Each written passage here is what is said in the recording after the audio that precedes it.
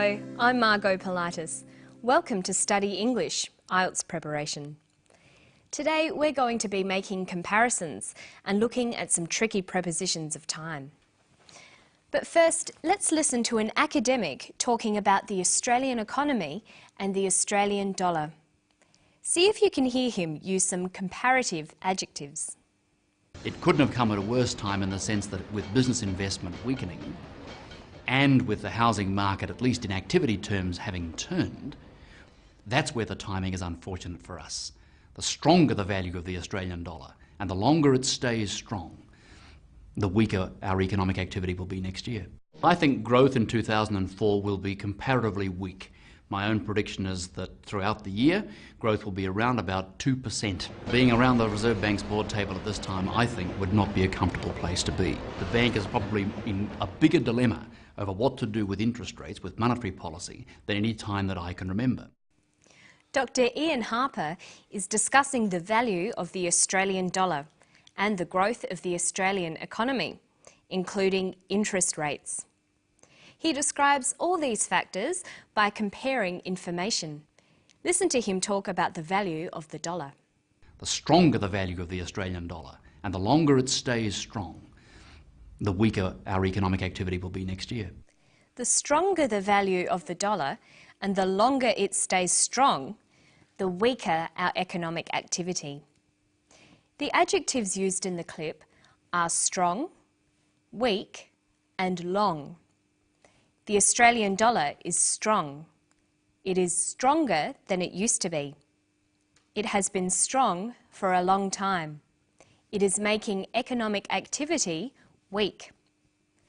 The longer it stays strong, the weaker the economic activity. Let's look at comparative adjectives a bit more closely.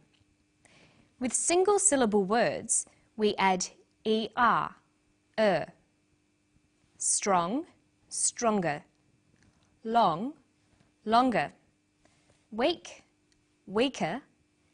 Big, bigger. But not all adjectives follow this simple pattern. Some are irregular. It couldn't have come at a worse time. It couldn't have come at a worse time. Worse. Worse comes from the adjective bad. Bad, worse. Irregular adjectives are often best learnt with the superlative or most form.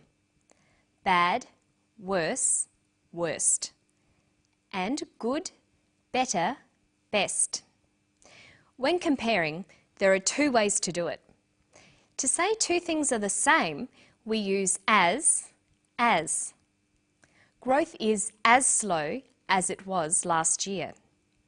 When saying one thing is more than the other, we use the comparative form. We usually use the word than when comparing. Growth is slower than last year.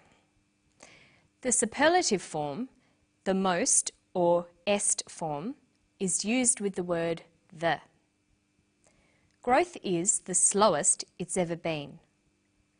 Notice that we usually use more and most with adjectives that have more than two syllables. So we have slow, slower, slowest, but beautiful, more beautiful, most beautiful. Okay, now we're going to look at some prepositions of time. Listen for one in this clip. I think growth in 2004 will be comparatively weak. He says in 2004. In is a preposition of time. The prepositions of time are at, on, and in. Let's look at how they're all used. At is used for times. For example, the lecture is at 7 o'clock. On is used for days and dates. The lecture is on Thursday. The lecture is on the 27th of October. In is for periods of time and for months, years and seasons. The lecture is in the morning, in June, in 2004, in winter.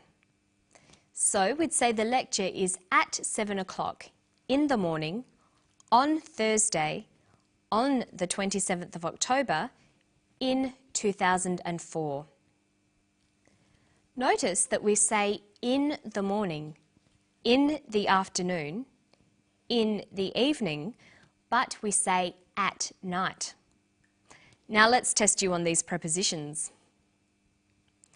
I saw her Tuesday, 3 o'clock, the afternoon. We've got the choice of in, at, or on. I saw her on Tuesday at 3 o'clock in the afternoon. Here's another one. They went shopping night. Friday last week. Shops are open late. Summer. They went shopping at night on Friday last week. Shops are open late in summer. Okay, now let's listen to the whole clip again. See if you can hear how much he thinks the Australian economy will grow. It couldn't have come at a worse time in the sense that with business investment weakening and with the housing market, at least in activity terms, having turned, that's where the timing is unfortunate for us.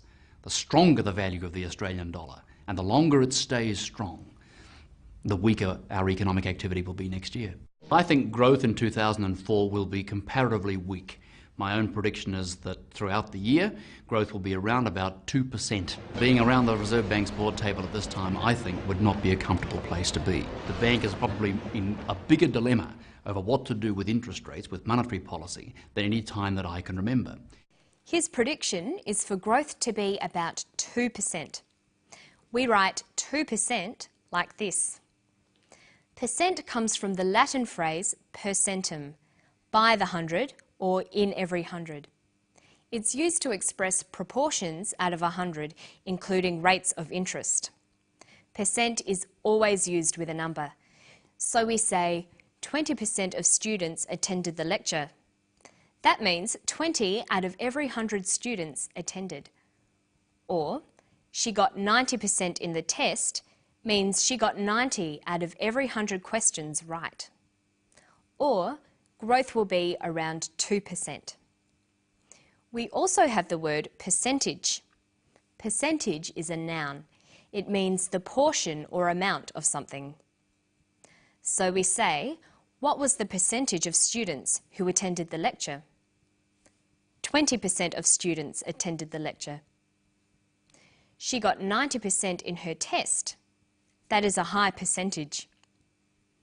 Okay, now let's test you using percent or percentage. The of high school students that go to university is about 20. The percentage of high school students that go to university is about 20%.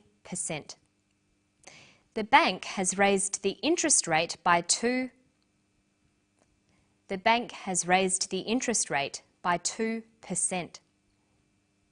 The of married women in the workforce rose from 50 to 60.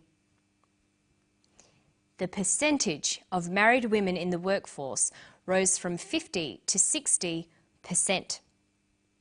If his answers are all correct, he'll get 100 on the test. If his answers are all correct, he'll get 100% on the test. So you should note that the signal for using percent is that there's always a number first. And of course, you can always use the percent sign instead of writing out the words. And that's all we've got time for today. I'll see you next time on Study English. Bye-bye.